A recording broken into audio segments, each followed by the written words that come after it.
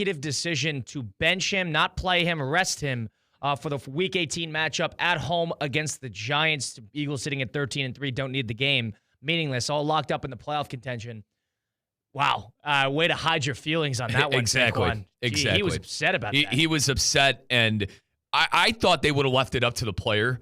My thought process on that is he has a chance to do something historically. As a head coach, I'm going to give you my opinion, but in the end of the day, you're the player. Yeah, I don't know if it's his spot to get in the way of that. Yeah. No, Sirianni, I agree. I would just give it, I would leave it in Saquon's hands. But we know Sirianni's kind of a no-nonsense guy, right? We kind of know the kind of head coach Nick Sirianni is. And listen, Colin, it makes complete sense, right?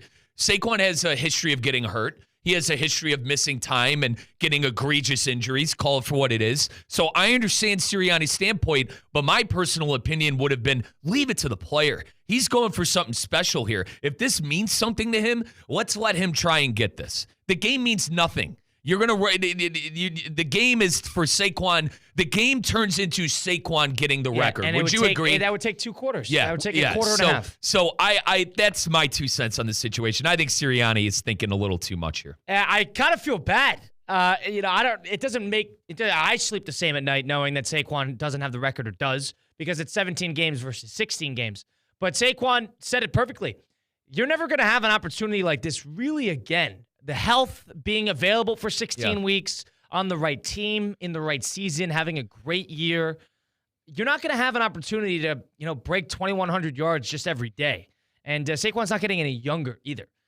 Because of that, I think it's sort of a reflection of championship or bust culture and how teams just have to rely on the fact that everybody should be bought in completely, 100%, wholeheartedly to the prospect of winning a championship. And anything else but that is completely irrelevant. And I don't know if that's the right way to view it, because football is about records and history and comparing yourself to previous eras. Here's an opportunity. And I understand that the games match up, whatever you want to call it, but hey, there's an argument to be made that he should have an opportunity to get out there and go make history. Sirianni's probably thinking worst case scenario here. Like, best case scenario is obviously he goes out, breaks a record, and you bench him for 2 quarters after that. Worst case scenario is he gets hurt and you hurt your Super Bowl chances. And I'm sure one of the questions that Nick Sirianni asked Saquon Barkley is, would you rather break this record or win a Super Bowl? But it's not like that. I can't. That's not a mutually exclusive decision. It's not like one is going to happen without the other, and if one happens, the other won't. Mm-hmm.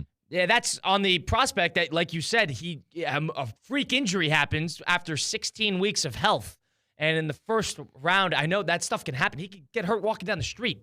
At a certain point, you can't play so conservative.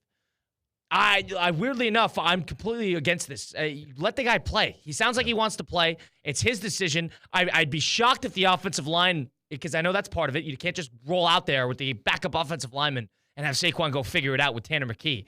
But if the offensive line was okay with it, you're playing the worst team in the NFL at the moment, the New York Giants. Everybody understand. They love Saquon over there.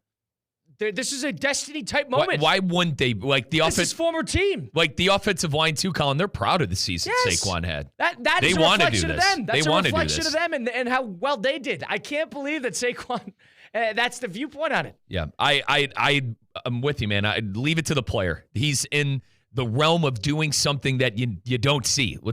Dickerson played in the 80s.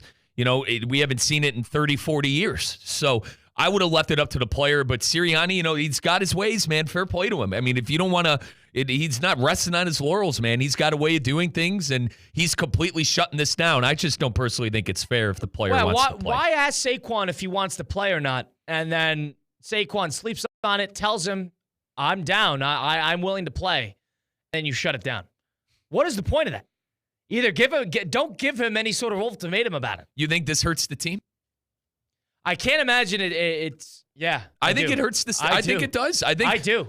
I think that's not good mojo. That's bad omen. I think the guys in the locker room, like I said, specifically the offensive line, for sure, they're the ones blocking for him. They're proud of the season that Saquon has had and their team has had. This was another chance to kind of knock something off the door, or put another one on the wall, for a great year. And you're completely shutting down momentum, I feel like. So it's up to the player. In specific situations like this, it's got to be up to the player. Yeah, and I guess for Saquon, he's a very professional athlete. He's very good to the media. He's a great teammate. He's good with the coaches. He's not much he's had his moments of complaining, but he's an easy guy to have around. Probably the right person for this to happen to, because I'm sure he's winning above all else. And Jalen Hurts as well. But I can't imagine this is bad. This is good, because that's just bad media. We're not in the locker room. We don't know. No. But let the guy play. Mm-hmm. Go get that record. I can't get over that. Listen, I'm not a record guy. I don't really care that much. But if the guy is that, he's going to verse of tears. Right. Talking about how his family, he wants to etch his name in football history. Here's your opportunity. This is not the running back position in the NFL nowadays. The longevity, you're not going to get the stats there. Nobody's catching what Emmitt Smith did in those days, and Jim Brown. Nobody's catching Walter Payton. Nobody's doing that. These guys don't play long enough. So the single season is how you really etch your name into football history. Other than the Derrick Henrys of the world, you don't play that long. You got a couple years. Especially Make the most of it. Make the most of it. I was about to say that position, Colin. You hit the nail on the head with the longevity of running backs. Yeah, this is not the time of old. No, Emmitt Smith. It's not. So, and Barkley was an outspoken running back who, if you remember, sat out. Wanted to get paid and wanted to make a stand for all running backs. This was a chance to kind of really etch himself into that, I'm one of the best to ever do it at my position. And I just think the coach is getting in the way of that. I got a bad taste in my mouth about this. I don't know. Colin, I got a bad taste. And in hindsight, Sirianni's probably right. The game means absolutely nothing. But this is a big deal for the player. Morale is important. And you talked to that Giant locker room, Colin. The Giants loved Saquon. He was a glue guy. He was someone that the players went to. I'm sure he's the same thing in Philadelphia. How do you think his brothers in the locker room feel to see him all mad right now? Or not mad, but I guess sad, right? Annoyed, sad, whatever adjective we want to come up with. That's why I asked you the question. This can't be good for the team. I agree. This cannot be good. Morale is a big thing in the postseason, especially coming off a year where the Eagles had negative momentum going into that postseason. They got the doors blown off them in the first round. Just when we thought Sirianni was out of the limelight, right? Just when we thought Sirianni I need to be seen. Nick Sirianni, that's his way. Is this not one of those? I need to have power. Exactly. I need to put my foot down on something. I need to be available. I thought we were over that Nick Sirianni. I thought that was all in the past. It's complex. It's a complex to be seen. It's a complex to be seen.